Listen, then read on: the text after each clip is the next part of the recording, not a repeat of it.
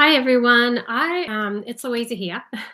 I want to talk about 3 reasons that your book hasn't sold to a publisher or an agent yet. So this is for those of you who have perhaps sent out some queries, started the submissions process, and all you've got is silence. These are really common reasons why your book will not have had any response.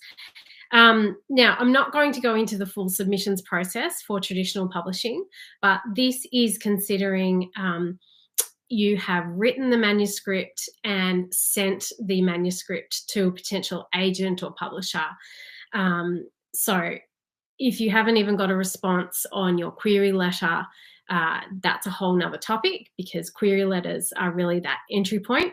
But this video is going to talk about the 3 reasons that you got a request for your manuscript and then were either rejected or never heard back after the publisher or the agent saw the manuscript.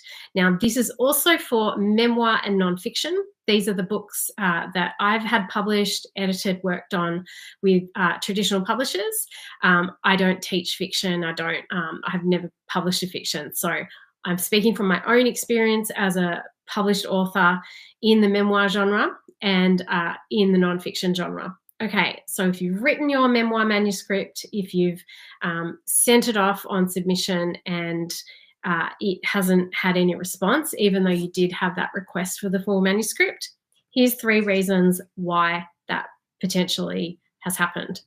The first is you are not clear on the genre, and this isn't clear from the manuscript.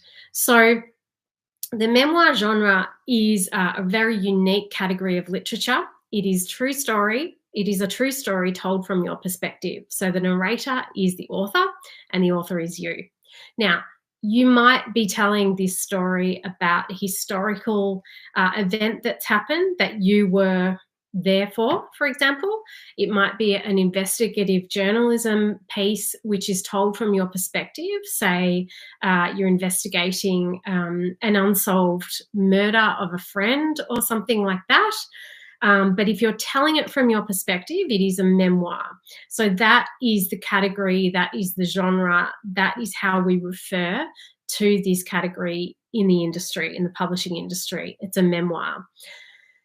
Now, you might have put nonfiction or novel or biography or autobiography in your query or your proposal. And so that's obviously going to confuse potential publishers and agents when they start reading it, because they need to actually know what the genre is. Now, they don't just need to know this genre as in you need to use the term memoir in the pitch itself. You need to know the genre of memoir to actually submit the manuscript and have a manuscript that's written well, because that is going to show in the style and the structure in which you've approached the writing. So let's say your memoir, you didn't know it was a memoir, you thought it was a nonfiction, because don't worry, so many writers are unclear on this. Memoir is not taught as much as it should be, which is why I do what I do. So you might have pitched this as a biography or a nonfiction book, and the potential agent or publisher has asked for it, thinking that it's going to be a biography, i.e. Someone else's story, or a nonfiction book. So they have their ideas of how this sits in line with A, what they publish or represent if they're an agent, and B, what's being published and where that is, how that's selling right now in the industry. And so if you then send them what is actually a memoir when you've pitched a nonfiction or a biography, that's not what they represent or publish. It's not what they were expecting. And so it's just going to confuse everybody.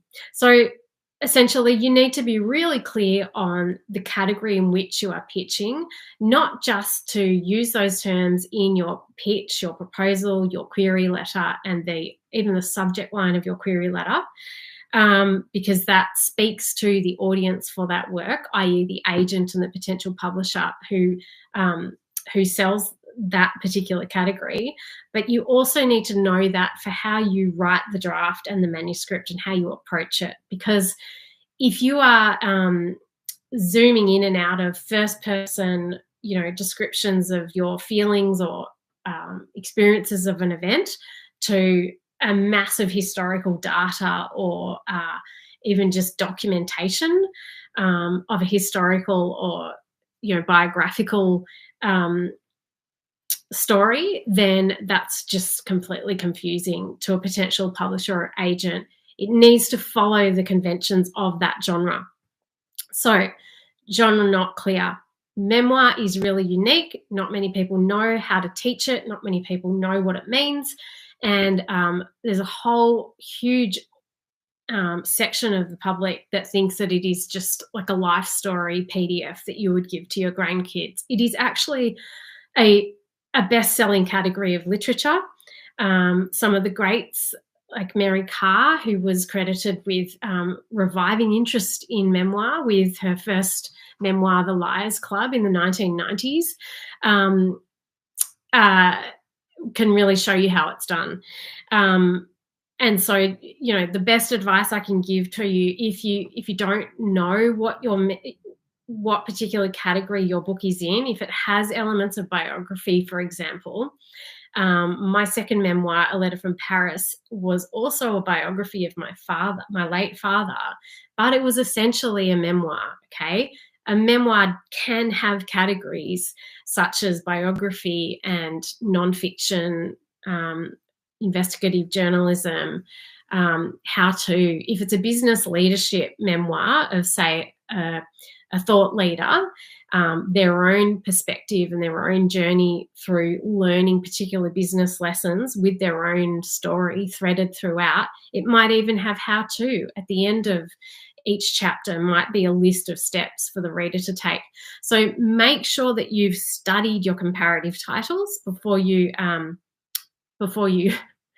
write, preferably before you write the memoir, but also particularly before you submit. Be super clear on the category.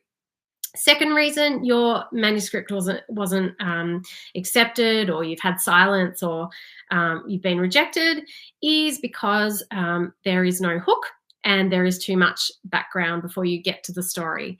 So a potential publisher or agent is going to look at the first 20 to 30 pages first. After they've seen the query, they'll potentially request the first few chapters, or 5,000 words, either 5,000 or 10,000 words.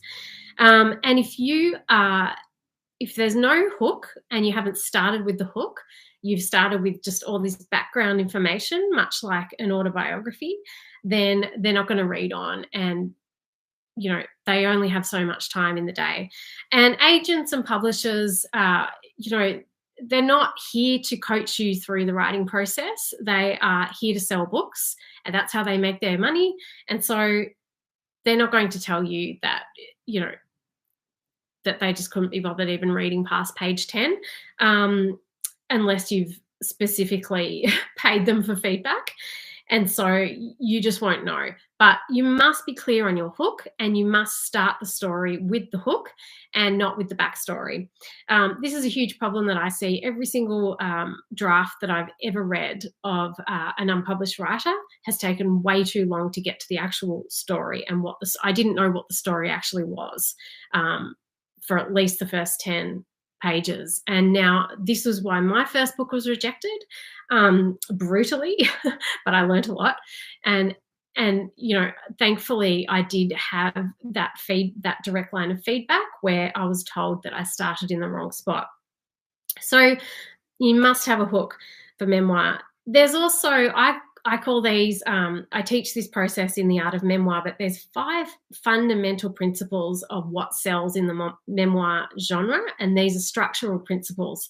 So the hook is the very first piece of this. That's where the story starts, and that's what sells in memoir. You also have the premise. The basic premise of the story must have a basic premise. So many people pitch a memoir or write a whole memoir that's about 5 different stories. There must be one premise, one transformation, one thing that this story is about, okay? Again, I teach this whole process in The Art of Memoir, simplify it for you so that you can come to that basic premise and see what the premise is of this story. Yes, it will have other elements in there. It will be about many things, but there will be one overlying premise because it needs a narrative through line, it needs a narrative thread, and that's what the premise does. It gives you that thread to follow. You also need two desires. I call these the two desires. I don't know anyone else who teaches this actually, and I actually don't know where I came up with this. I think it was just when I was writing my own memoir and studying all my comparative titles and seeing how this pattern fell in the beginning and the middle, particularly the midpoint of the storyline. Because without these two desires, after about 30,000 words, you won't have, there'll be no story. There's nowhere for it to go. And so you really need to identify these two desires before you submit your manuscript. And you'll use these two desires to understand the structure of your manuscript. Fourthly, you need your universally relatable theme. Very linked to the hook here. This piece of the structure is absolutely crucial to writing a memoir that's going to sell to an enormous amount of people, more than 250 copies, which is the average book sales. And so remember, if you want to get a book deal, if you want your book to sell, you must be thinking, how is the general public going to relate to this? How is this compelling to a huge audience right now? How is this timely? And lastly, the fifth piece of that whole map your memoir process that I teach is the story arc, or the narrative structure. So beginning, middle, and end.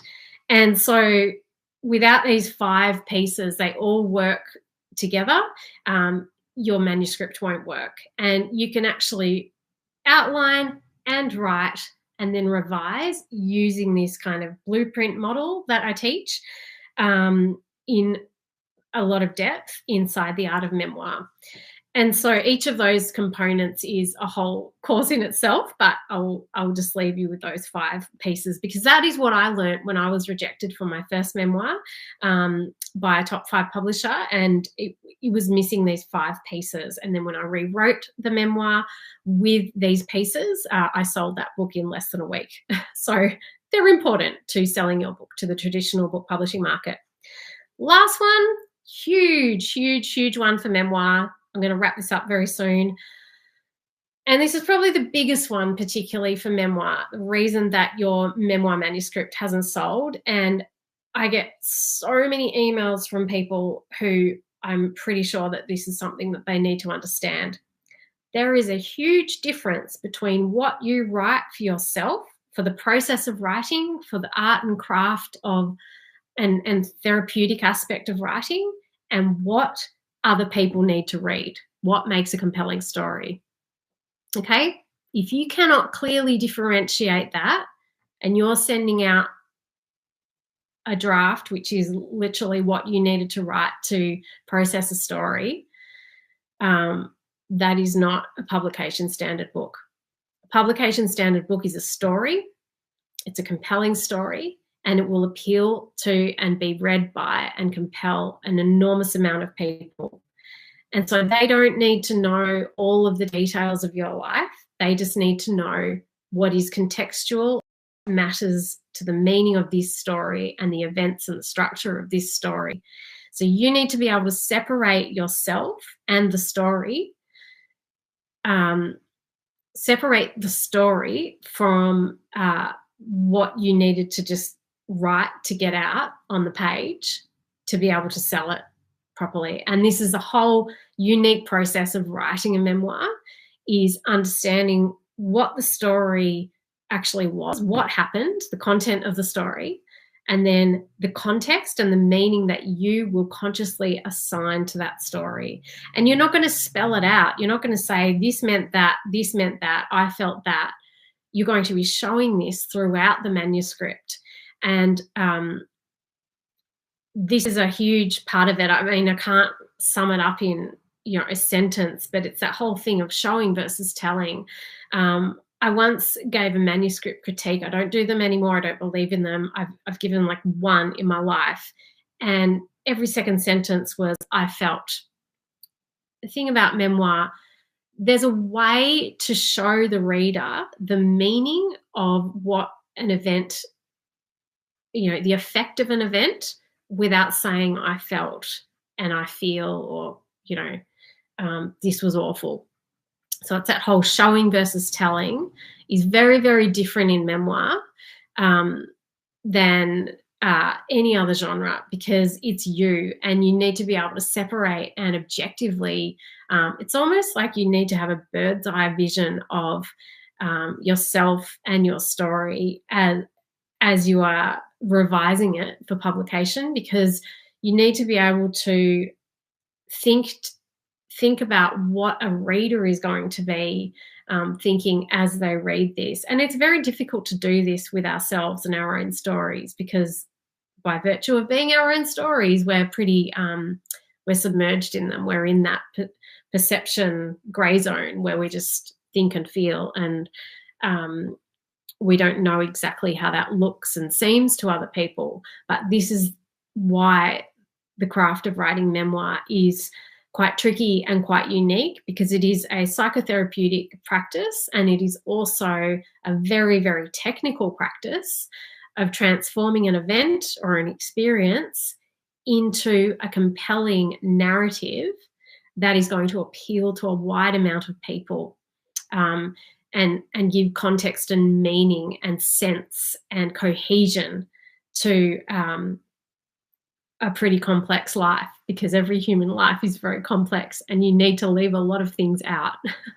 So I'm going to leave it there, but these are three pieces that are really important, and I teach the art of memoir in detail inside my program. And if you feel called and you would like some help with revising, restructuring, understanding these mechanics of the genre, I invite you to take a look at the program and what's included, and I'll link to all of that below. But so I want to leave you with these three things just in summary. First of all, get super clear on the genre and find some comparative titles. Secondly, get really clear on the structure of compelling memoir that sells in the traditional publishing market. Those 5 principles that I teach, I don't know anyone else teaching them, because I came up with the terms for the 2 desires and other things.